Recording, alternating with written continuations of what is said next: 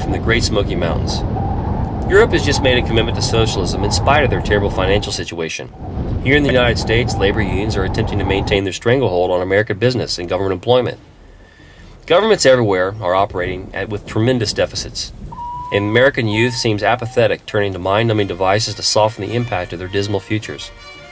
I realized that what all these problems had in common was an admiration for one very small book typically sold in the philosophy section of many bookstores, Karl Marx's Communist Manifesto.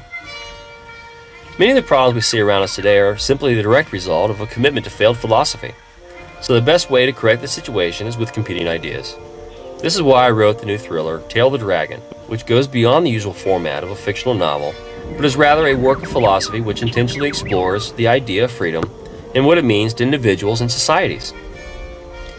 To achieve this, I drew from extensive personal research into a mythical place called Tail the Dragon, located on the western frontier of the Great Smoky Mountains, and decided to explore the concept of freedom by breaking every law society has created, so that the characters and therefore the reader can take a journey beyond the restrictions that are holding American society and the nations of the world into a conformity that is ultimately destructive to individual lives. In America, it is claimed to be land of the free and home of the brave, but these tendencies seem to be disappearing at an alarming rate, so I find it important to identify what the traits are that make up an individual who embodies these traditional American values. I wanted to ask the questions: what does it mean to be fearless? What does it mean to be a patriot? What does it mean to be a good spouse, a good parent, a great American? In Tail the Dragon, under the most adverse conditions, these questions are explored, along with much, much more. For as long as we have lived, we have heard that you cannot fight City Hall. You will always lose. We have heard you cannot fight the law because the law will always win. But what if those who make the laws are bad, or functioning from a false philosophy? Are we not supposed to challenge those bad laws? In Tail the Dragon, the main character, Rick Stevens, challenges the law and decides that he would rather die than live under unjust legislation. And this leads to the greatest car chase in the history of the world and massive amounts of destruction. But the premise is a serious one. What should an individual be willing to do to keep and maintain their freedoms? What are the invisible lines that dictate when action against the law becomes necessary? And what is the difference between an outlaw and a freedom fighter? These are the questions of our day. These are the concerns of the Occupy movement. These are the concerns of the Tea Party. These are the concerns of civil rights activists. These are the concerns of every taxpayer in the entire world, and they are explored in the new novel, Tail the Dragon.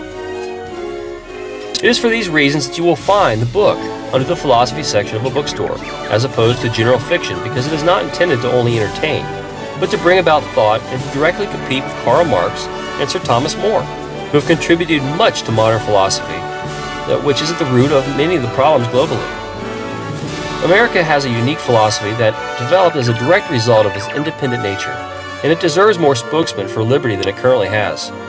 Tail the Dragon is dedicated to this objective. So I invite you to take a journey down the Tail the Dragon for yourself and discover a world you didn't know was possible.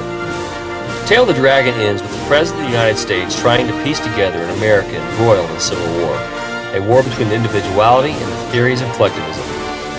It is in the Oval Office that Tail the Dragon comes to grips with the definitions of American spirit and the rights of individuality and never-ending quest for freedom that extends beyond the borders of the United States to societies the world over. For more information on the book, begin your journey at tailthedragonbook.com.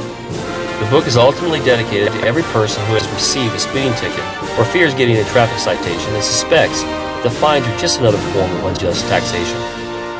This book is a chance to strike back at a justice system that is taking our nation in the wrong direction with a political philosophy that erodes human